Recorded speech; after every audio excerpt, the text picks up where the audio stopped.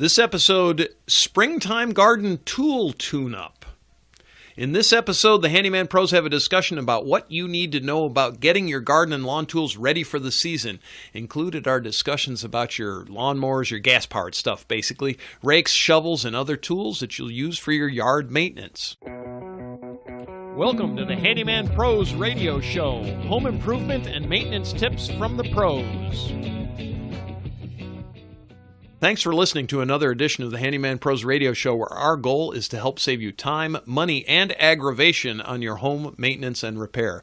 This edition's entitled Springtime Garden Tool Tune-Up. To help me explain, I'm here with my ever-cheerful co-host and old buddy John. John, you have a hose story to tell us about this week. I'm not going to go there. Well, thanks, Larry. I appreciate that intro, and it's always a pleasure to follow up on something like that. Yes, you and I had talked about, of all things, what's been going on, right? Yes. But we had talked about, I was tired of these old garden hoses that I had, and really, they just, I kept ones. buying Yeah. cheap ones, and they. Every time you touch them, it's a kink. I can't take it. I'm like, that's it. So, I convinced Johnny to break out his wallet and spend some money, folks. That's what I did. I know. Just go out and buy the best, the best garden hose you can find, and then you're done with it without all the kinks and the leaks and all kinds of. So, anyways, I did that, and I was been super happy with that. So now I get to go out and I polish cars, and I'm doing. Washing and everything now. And you're not having to unkink the hose every time you move it 2 feet. It's a form of real aggravation, which we try to avoid, right? Yeah, exactly. So, amongst other things, like the snake fight I just had, which I told you about with the big 6-foot rat snake that I couldn't get off the house. I do think that one's interesting. Well, we won't go into that, but John had this big snake that kept crawling up the side of his house, and it was a big one. It was a big one. So, anyway. But of these conversations led us to... I was going to say, that brings us to the outsides. Yeah, the outside stuff. And we haven't spent a lot of time speaking about things outside, but every home has its, we'll call it outside maintenance issues, and we've talked a little bit about grading and stuff like that. But what we haven't really talked too much about is just taking care of your home on the outside. Now, we're not going to get into a whole landscape conversation, but we decided we needed to talk about a few things, and some of the things like are your lawn tools, right? So everybody's got lawn and garden tools, right, John? Or almost everybody does. If you own a home, pretty much you've got some kind of lawn and garden tools, right? Absolutely. And I've been out using mine all over the place lately. And what we're going to talk about is there's things that you use all the time, and then there's things that you wish worked when you need them. That need to work when you need them. Yeah. Yes. Yeah. So we decided we were going to break this out into a couple of different kind of, we'll call them areas, I guess. The first thing, because there's a lot of things that overlap here when we talk about like one type of tool versus another. So we thought we'd talk first about gas-powered lawn equipment, right? Because there's a bunch of different things, but some of these tenets of things we're going to talk about are the same for all of them, right, Johnny? So it doesn't matter. Any gas powered thing has this involved. So start us off, John, on a single one. Probably the first biggest thing you need to make sure when you have a gas powered lawn implement is to make sure you have gas. So yeah, right. Right? Yeah, it's the old hey, this thing doesn't work well. Is it plugged in? Yeah, so that's exactly right. But it is kind of funny, I go out and seasons being what they are, you just don't use some things during some seasons. And then you all of a sudden you go out and you say, man, I got to cut the grass. Well, lo and behold, I don't have any gas. I don't have any gas.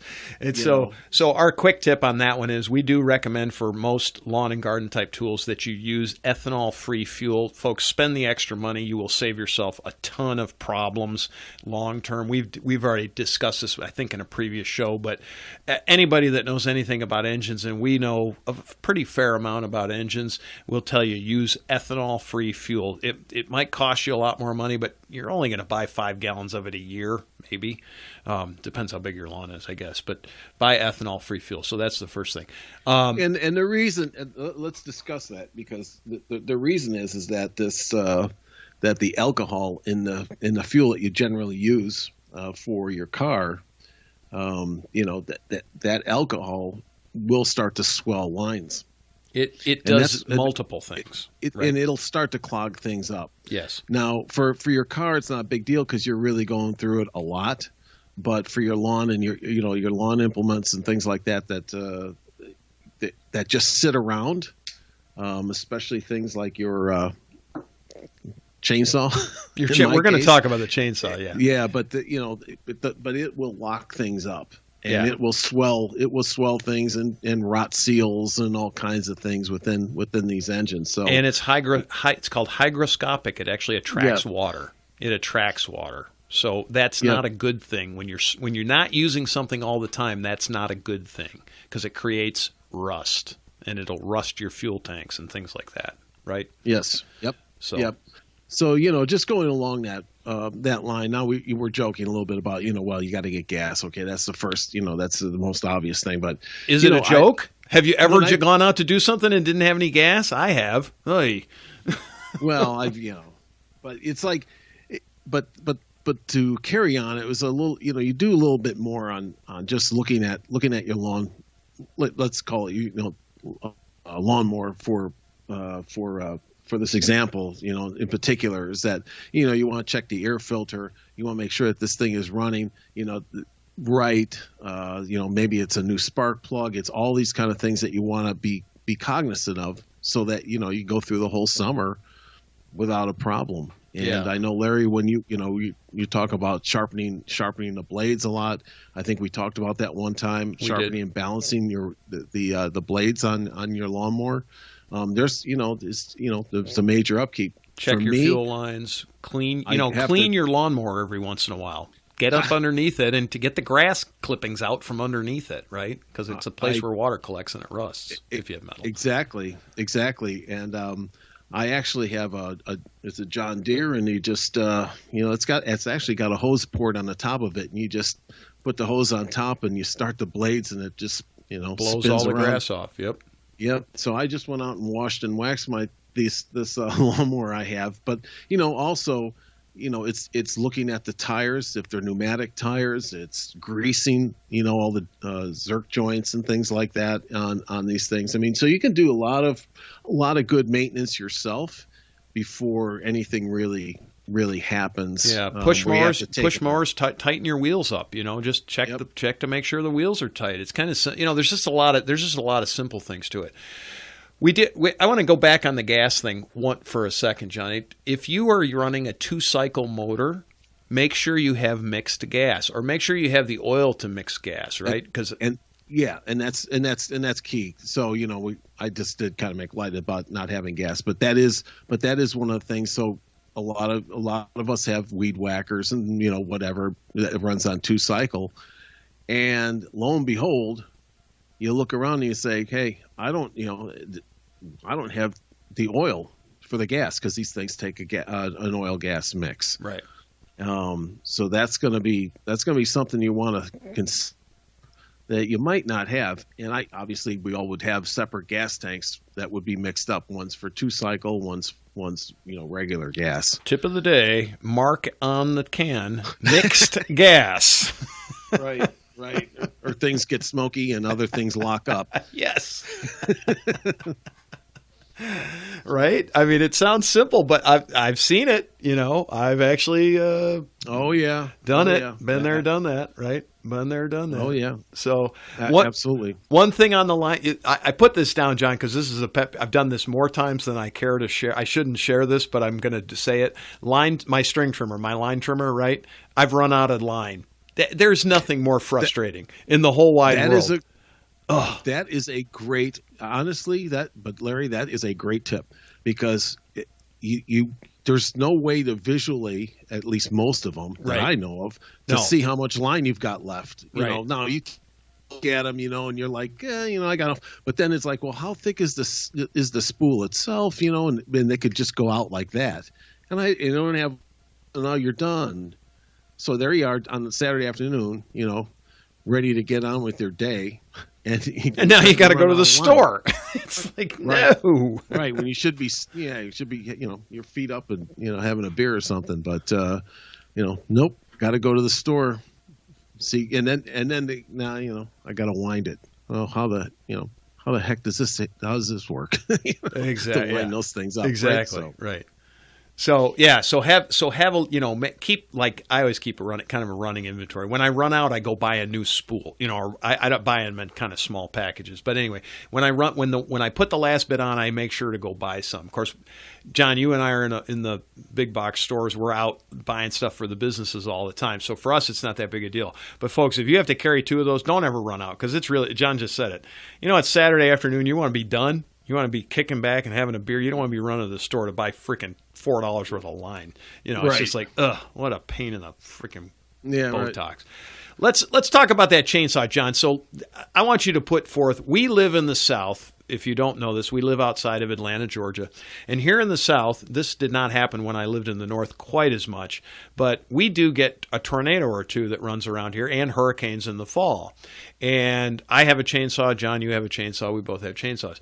And because we have chainsaws largely because there's times when we can't get out of our driveways when a tree limb goes down across.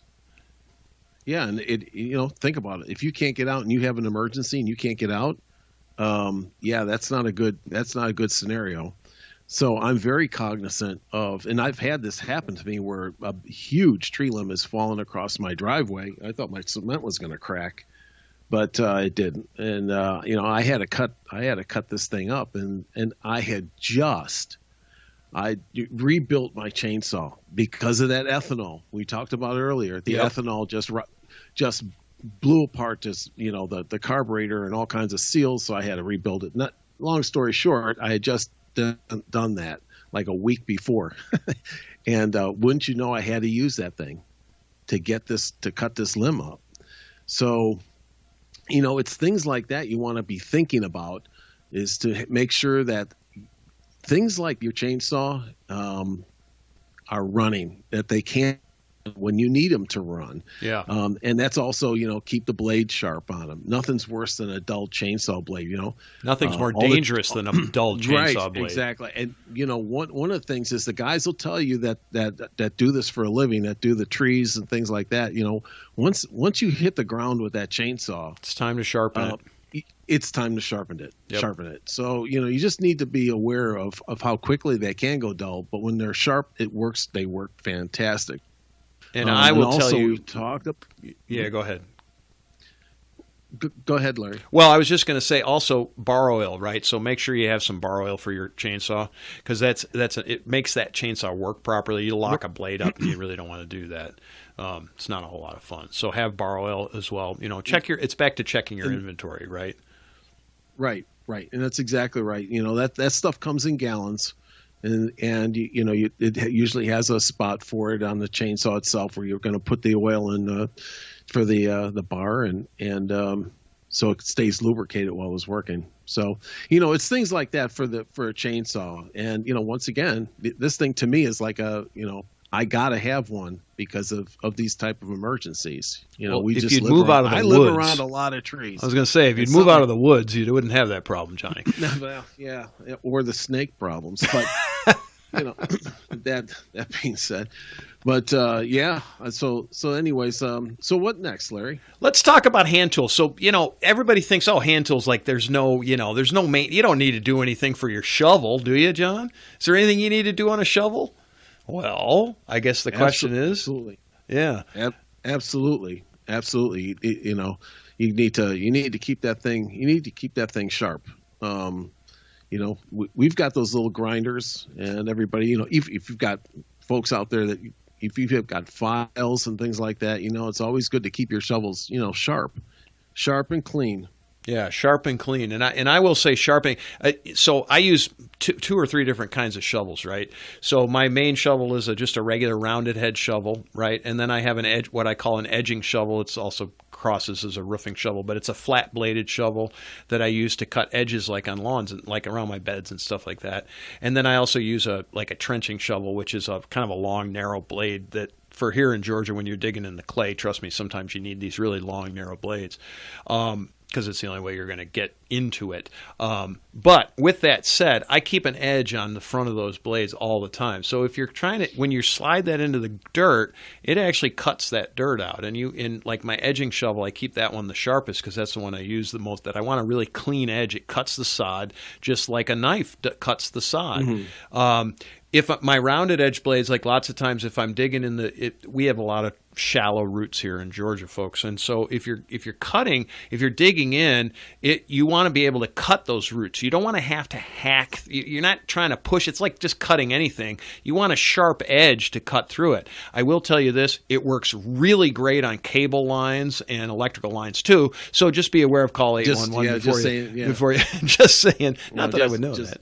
But for a friend you're saying, I guess. Yeah. A friend. Okay, exactly got it. And then, Johnny, you said one thing that you do is to protect your blades, right? You'll spray WD-40 on them to keep them from rusting, right? That's right. I do it with, like any like machetes or big knives that I have. I've got a regular K-bar knife that I use for all kinds. Johnny of stuff. carries on his belt just in case. Yeah, that I've had for a long time, and just to stop it from rusting. One of the things is you really don't want to store a knife for a real long time in a leather, sheath or anything like that because it'll rust. It gets but water. I spray it with I mist off all my shovels and rakes and things with WD-40 before I put them away. That way they won't rust up. Well, here I do that on some of my stuff, and then the other thing I found, like on my shovels in particular, I'll take a coating of paste wax, just regular old paste wax, like what you wax the car with. Wax up your blades. I do about once a year. You don't need to do it a lot, but it actually does two things: protects the metal, and it actually makes it easier to dig in the dirt. It makes it kind of slick, and then also the other side is the dirt comes off. So here, folks in Georgia, if you're digging in the clay, John, would you say it sticks to things? It sticks to everything. It sticks. It's it's sticky. Yeah, it's where I grew up. Even that nice black soil up there was sticky, but this stuff down here is kind of a different animal. It's something else. Wherever you folks live, I'm sure you got your own issues with trees and your soil around. But the wax helps. It helps that stuff slide off the blade too. So it's just a quick tip. It only takes you a couple minutes, just about once a year. When you're sharpening your blade, if you're only sharpening your blade once a year, put a coat of wax on there. Does it works like $1 million, right? What about rakes, Johnny? What do we got on rakes? Well, it's funny that you brought that up. Rakes, it rhymes with snakes, but not to bring that up again. I guess that's Johnny, you're a little rattled on that little snake. It was only 7 feet long. I see what you did there, the rattle. So yeah, the tines on the on my like my garden rake, the hard tines and stuff. One of them is bent. So I just bent it back. I heated it up actually with a propane torch and just you overachiever. Yeah, I know. Yep, all that college and here I am. So that's that. But keep those things in good shape. Yeah. Like I said, just look. You got to check the handles, check everything. Yeah, leaf rakes or hard rakes, either way. Check the tines, right? Check the handles. Make sure the handles are in good and tight. If they're not, fix them. The last thing you need to be doing is you go to pull the rake and the handle comes off, right? I'm asking for a friend again. Yeah, I'm asking for a friend. Right. Yeah. I mean, that's what happens, But it's what happens. Matter of fact, after I got through fixing that rake, I overachiever again. I actually, coated it with some paint. There you go. I got a lot to do, I guess. I don't know. So, need to get you some jobs so you're out in the field working. But anyway. So check the and I would say that same thing with shovels too. Anything with a handle, check the handles. Make sure it's properly attached to the tool itself. If you have a hoe or you have anything, make sure that the handles are properly attached because after time they get unattached. And there's some simple ways. If you're using a wood handle, you can, believe it or not, depending on how it's mounted, it can be mounted with a wedge or it can be mounted other ways. But believe it or not, you can soak them in a little bit of water and it'll make them swell. and they will tighten right up. So not a difficult thing to do, but you have to be aware that it's actually happening, right, John? So as they start to loosen up, you can just use that. You just soak them in a little bit of water, then you dry them off, coat them with WD-40 to protect the metal, and away you're off. You're off and done. We wrote up here on our notes, we wrote anything with a blade, sharpen and check for operation, right? So if you've got, hedge trimmers, and I'm going to say manual hedge trimmers, I don't know how you sharpen up one of those toothy electric things. But if you got manual, anything with a blade, sharpen it up every once in a while, make sure it's functioning properly. I prefer to use my children's fingers. That way I know they're sharp and good. And Yeah, but it's kind of funny you mention that because I just sharpened up I'll bet these things are, if they're a year old, they must be 60 years old. A pair of Weiss pruning shears. Oh wow! And yeah. I just just sharpened it up after all this time. They had nicks and everything in this thing, and these things work like a charm, So I'm walking around and I'm pruning up everything now, and everything's working great. But you're right. Looks anything with a right looks good, right? Yeah. Yeah. So. No, absolutely. And one thing I've got to do is I've got to sharpen the blades on my lawnmower and sharpen and balance them because I think I've just hit too many things. Rodents, whatever. Snakes. Snakes. There we go. Oh, there you go again. You got to bring that back up. So, John, we talked about hoses. What about hoses and hose bibs, right? What about those? Anything to do with there? Well, we talked about this. Those now the classic hose bibs, right? They're always leaking out the top, and put a new piece of packing in there and be done with it. We did I'm a quick really tip glad on that. I did. Yep. It's still working like a champ. Yep. After like a couple of months now. So before, I turn it on, it'd be dripping everywhere. And, pretty soon you're walking around in a big puddle after, you try to put the hose away. Yep. It's like, ugh. So, and I will say, we opened the show with John telling the story about his hoses. Folks, I will tell you, I've used plenty of those cheap hoses, and I'll tell you, spend the money and buy a decent hose because that kinking stuff is a drag. It just gets old. This is, as we say, our goal is to help save you time, money, and aggravation. Spend a few dollars. We're not trying to spend your money, but buy a decent hose. There's decent hoses out there, and they're not hugely more expensive than the cheap hoses, and they just will make your life easier. They really, really do. John, do you concur with that now that you bought one? Well, yeah. I mean, I've had some nice ones in the past, back when I was in Illinois, but I do. To answer the question, I absolutely don't buy cheap hose because you know what? You're always going to be battling leaks, a popped hose, kinks. You're going to be, cussing that thing out every time you use it. It just doesn't make the afternoon enjoyable trying to use those things. So, and we thought we would end with our one thing. So I personally have a lot of electric tools that I use in my yard. So my line trimmer is electric, and I actually have an electric lawnmower that I use every once in a while. I use it mostly for trim because I bought a really small one. But if you have electric tools, John, what sort of things do we need to remind people about electric tools? Well, part of our thing here is that we use all electric tools in our jobs, right? Yep. So it's always have charged batteries for them. Other than that, any real maintenance? Just clean them. Keep them clean. Yep. And that's the wonderful part about those things.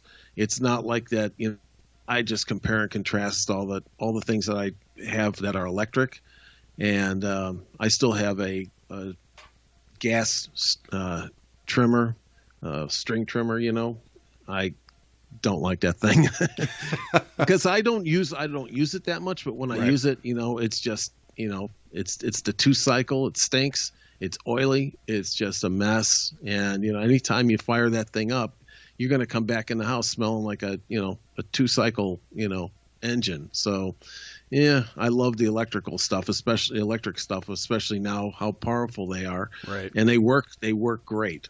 They have a lot of great garden, applications for these things. So I'll just give out my opinions on if you're going to how do you choose between gas and electric, right? And I'm just going to say it basically has to do with quantity and really it has to do with quantity. How much are you going to use your yard tools, right? So if you're like, if I were a professional landscaper, John, I'm just going to use that one. So, and I've worked in professional landscape when I was much younger. I would still have everything would be gas. And the reason is because I'm using it every day, all day. And it's just for that application, it really is the best application. It's just, you don't have to worry about fuel, and you don't have to, you're going to be set up to do it. If you've got a really big facility, if you've got if you're cutting a couple of acres of grass, you need to be in gasoline. You need to be in a gasoline powered piece. But for most of us, and myself, I throw myself in this. So my yard's about a half an acre. It's not that big. Definitely for my line trimmer, will never buy another gas line trimmer, because my electric line trimmer works like $1 million for the amount of line trimming I do. And I edge with mine as well. So I turn it up sideways and I cut the edge with my line trimmer.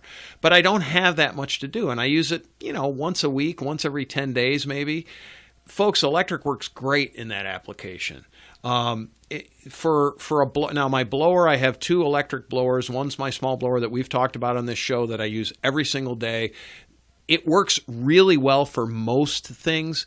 It starts to lose it on really heavy, when it really gets heavy leaf season.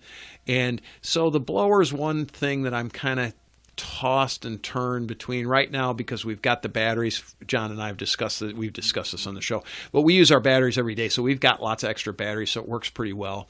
The electric lawnmowers, I have an electric lawnmower. I still have a gas lawnmower. The electric is not quite there. I don't have one of the big 40-volt ones yet, so I can't speak to that personally, but I use my 20-inch lawnmower. Gets used as a bush hog half the time. Like, it goes places, folks, that you shouldn't take a lawnmower, really.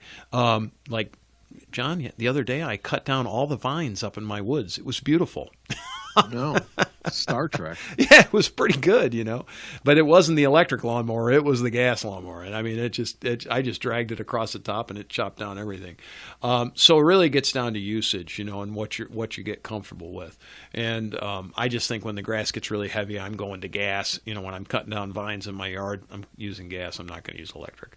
But I really love the line trimmer. I use the Sawzall as a tree pruner instead of my chainsaw anymore. My chainsaw is really left for big cut jobs anymore, because I'm using the Sawzall. It's electric. I put the right blade on it. Works great in the yard. Easy to carry around. On batteries. Simple. So kind of get used to what you're doing. So I don't know. It's just, for me, my line trimmer, that string trimmer, is just, I only use that thing maybe 20 minutes on the application when I need it. So I'm like, I got to go to electric, because I can't take this anymore. And it really is the only 2-cycle thing that I use constantly. And, it's kind of cool, because it's got different, attachments for it and things like that. So if I need to do other things, it's there. But in most cases, I don't need that. I just don't need it. So if you're like Larry was saying, if it's not a big job, and I'm only trimming, grass, okay, I'm not trimming big, bush hog and stuff and anything. Yeah. I'm just trimming grass, straight grass and things like that around the mailbox and the trees and things like that. I mean, electric work, these things are great. So I'm looking forward to getting one of those. It's kind of like in the airplane gig, right? So when we were flying, John and I flew remote control airplanes. We both came out of nitro, and we went to electric. And why'd we go to electric? Gosh, we plug that battery up and it always starts. There's never any fooling around with anything. And that's where I'm at with my line trimmer. So I bought my electric line trimmer, I guess, it's probably 2 or 3 years ago at this point. I'll never go back. Never. Because it's just too easy. Unless I was working at commercial, then I'd go to gas. Right. Different issue, different application. So, Johnny, is that it? Are we at it? Are we looking at a spaceship? Is that what we're doing? We're taking it apart. I think that's it. That pretty much covers it. Do you think that in the spaceship, do you think they use electric, or do you think they have a yard? What's it like on their planets? You're the one that got abducted, not me. Tell me. The guy wasn't the sharpest tool in the shed. Ba-dum-bum! Oh, killing us. Yeah, that was bad. Okay, folks, I'm signing off. Harry, With that I'm one, gonna leave you behind there. Go ahead. if you enjoy the Handyman Pros Radio Show, bad jokes and all, please tell your friends and neighbors. We would really appreciate it. Send them a link. Give them a chance to actually listen to us and see if the information's good. We're hoping our goal is help save you time, money, and aggravation. We really do mean that. We want to give you out good content that really means something, and helps you in your daily jobs around the house. And so even this show is just really a good example. Like, people sometimes don't know about putting wax on their tools and stuff, or sharpening their shovels. Makes a huge difference. Make your life so much easier. So we really appreciate it if you'd spread the word about the Handyman Pros. We really appreciate it. So if you do have any questions, comments, concerns, want to give us a tip, want to give us an idea, hey, could you do a show on this? Send us a note, questions@handymanprosradioshow.com, or send us a message through Facebook. We're at Handyman Pros on Facebook, and we're also on Twitter as well, at Handyman Radio. So either way, try to get a hold of us. We really appreciate it, and we appreciate the fact that you listen. And with that, Johnny, we are going to see you all next week on the Handyman Pros Radio Show.